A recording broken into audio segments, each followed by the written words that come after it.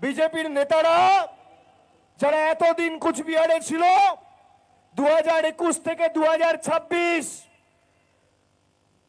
2021 সালে 7 জন বিধায়ককে জিতিয়েছিলেন। পরবর্তীকালে দিনহাটা উপনির্বাচনে তৃণমূল জেতে। আজকে স্কোর কি? 9টার মধ্যে 3টে তৃণমূল আর 6টা বিজেপি। বিজেপিকে যত জেতাবেন আপনার অধিকার থেকে আপনি বঞ্চিত থাকবেন। আর তৃণমূল যতদিন ছিল সাধারণ মানুষের উপর চোখ তুলে বিজেপির নেতারা তাকানোর দুঃসাহস দেখায়নি দিল্লি থেকে হোক বা মধ্যপ্রদেশ থেকে।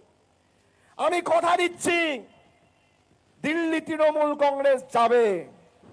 আর আজকে মাঠে যা লোক হয়েছে দিল্লির নেতাদের বলবো খালি ছবিটা সংবাদ মাধ্যমের পর্দায় আর ফেসবুকে একবার দেখবেন, রাতের ঘুম চলে যাবে, রাতের ঘুম চলে যাবে।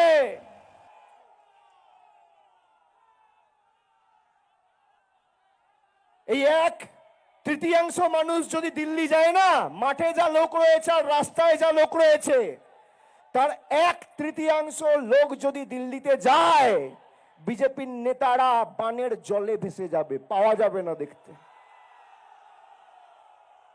বাঙালির সাথে লড়বেন, বঙ্গবাসীর সাথে লড়বেন। যারা আমাদের কালচার জানে না, সংস্কৃতি জানে না, আমাদের ঐতিহ্য জানে না, ইতিহাস জানে না, আমাদেরকে আপনাদের কাছ থেকে হিন্দু ধর্ম শিখতে হবে।